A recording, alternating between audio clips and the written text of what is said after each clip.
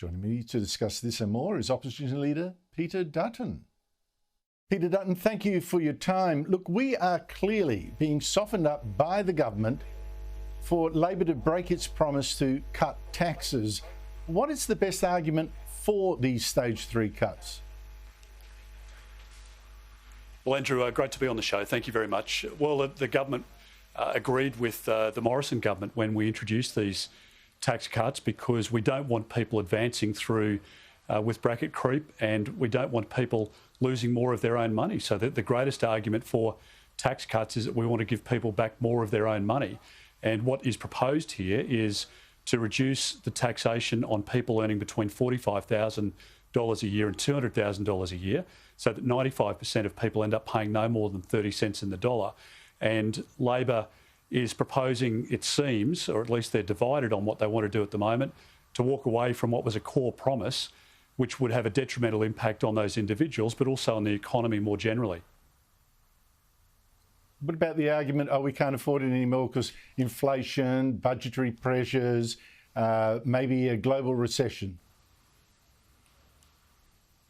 Well, Andrew, the tax cuts don't start until mid-24, so there's no inflationary pressure, particularly over calendar 23, which is promising to be a very difficult year. My judgment is, on everything I read, that the US and the UK will go into recession, but the fundamentals of the Australian economy, given that we've had 9 years of coalition government, are much, much stronger, and it means that our economy is more resilient. So it will take a lot for the Labor Party to mess it up and to drive us into recession, which is the last thing I want for our country. But as we know, they're capable of making that decision. So by calendar 24, and indeed by July 1 of 24 for the fiscal year, we should have policies which will drive behaviour in the economy that will see people pay down their mortgages, see them enter back into a discretionary spend in the economy so that restaurants can continue to prosper or to come out of a difficult year next year. So there are good economic reasons as to why you should do it. And there's conjured up arguments from Jim Chalmers about there being some equivalence with what's happened in the UK. It's a complete nonsense. The proposal there was that the top marginal tax rate would be abolished. People earning over 150,000 quid a year or 260,000 Australian dollars would be the beneficiary under that model. That is not what's being proposed here. So I think Jim Chalmers is clutching at straws there.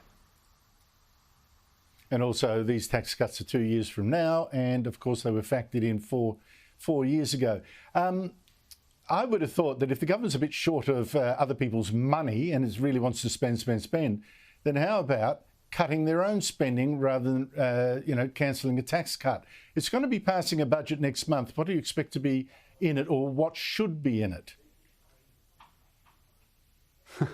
Well, Andrew, you propose a novel approach that if you're spending more than you earn, then you should cut back on what you're spending. I mean, there'll be Labor people watching this show whose heads are spinning, because that is not within the Labor Party DNA. The Labor Party know how to tax and they know how to spend. And at the core of their ideology is to try and redistribute wealth. You see that with Queensland, where they're proposing this ridiculous royalties tax, and that will drive investment out of Queensland and therefore jobs. They're proposing a land tax, which they've now abolished, but it would target people who have worked hard and have a couple of rental properties to try and support themselves in retirement. And so the same ideology permeates right through people like Jim Chalmers. Don't forget that Dr. Chalmers undertook his doctorate studying the very fruitful contribution of Paul Keating, and he was the Chief of Staff to Wayne Swan. So you wouldn't expect him to have too many rational views, but he certainly doesn't have a view that they should spend within their means. And I think you'll see, again, some programs that the coalition implemented that they'll cut. They'll claim that they're saving money there, but there'll be no recurrent save. And I think Labor has a great capacity to make a bad situation worse, and I suspect we'll see that in the October budget. Peter Dutton, as I said last night, you've done something that a lot of people, a lot of Conservatives, a lot of Libertarians have been crying for. Haven't heard from a Liberal leader for a long time. You got stuck into a culture war. You spoke very strongly against the Essendon AFL Football Club for forcing out a new CEO, former NAB boss Andrew Thorburn, because of his ties to an Anglican church. And that got you this rebuke today from Victorian Premier Daniel Andrews, who has smeared Thorburn repeatedly as a homophobe and a bigot. Here he is. Peter Dutton is in no position to challenge anybody about anything. He should reflect on 9 wasted years where Victoria did not get a fair share. He's not particularly relevant to the work that we're doing. I doubt that he knows where Melton is. Your response, Peter Dutton? Well, a couple of points I could make, but instead let me say this. I think Daniel Andrews presides over one of the most corrupt governments in the country, and if ever there was a time for a change of government, it's now in Victoria.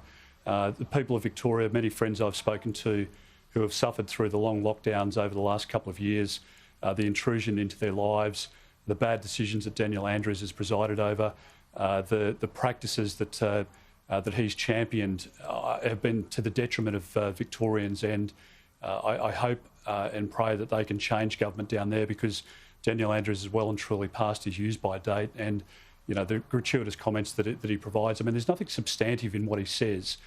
He doesn't argue the merit. You notice he attacks the person, and that's how he gets away with skating over the issues where he's had a complete failure. And in relation to the Thorburn case, I think it's something that the Premier should have stood up on and stood up for the values that he would champion every day. He would say that he's in favour of inclusion. He would say that he's in favour of freedom of choice and freedom of speech. And instead, he supported a decision which has crucified somebody for their religious beliefs in our country in the year 2022. It shouldn't be tolerated. It should be called out. And I absolutely stand by what I said yesterday. The Liberal Party has very strong values, particularly around the rights of the individual, and I'll take every opportunity to assert those, because people will know by the time of the next election that there is a big difference between the Liberal Party and the Labor Party, not just on social issues, but on economic and national security issues as well. The new religion, global warming. This government's got, frankly, unbelievable and dangerous targets, like making, us buy electric cars, half of all new car sales by 2030, by then making 83% of our electricity come from unreliable renewable energy. And that's based on this global warming scare. But there's been so many dud predictions, as you know. Here, for instance, is our former Chief Climate Commissioner, Tim Flannery, 15 years ago. Even the rain that falls isn't actually going to fill our dams and our river system. In fact, Peter Dutton, Sydney has today recorded the most annual rainfall ever. It's wettest year ever. Its dams are full. Melbourne's and Brisbane's nearly full. What do you conclude from all this? Well, that Tim Flannery was dead wrong, so I presume he'll come out and apologise for the mistake. But I wouldn't hold your breath for that, Andrew. I mean, we've started this debate on nuclear power in our country. It's absurd that in the year 2022 we can't be talking about safe new technology in the form of the small modular reactors. And France, Canada, China, the United States, the United Kingdom, Germany, many other countries have either adopted or are considering the adoption of nuclear power to firm up the renewables in the system. This pipe dream that the government has around a $100 billion rollout of cables and towers in communities and towns across the country is never going to be realised. And we're talking in Europe at the moment about a catastrophic winter where people are going to either feed themselves or turn on their heaters, but they're not going to be able to afford to do both. So power prices will continue to go through the roof in our country, whilst Labor pursues their zealot-like approach. So I want to see, happy to see renewables in the system, but it needs to be firmed up. And if you don't like coal and gas, and you don't believe hydrogen's coming anytime soon, and hydro's not going to fit the bill, what are you left with? Peter Dutton, thank you so much indeed for your time.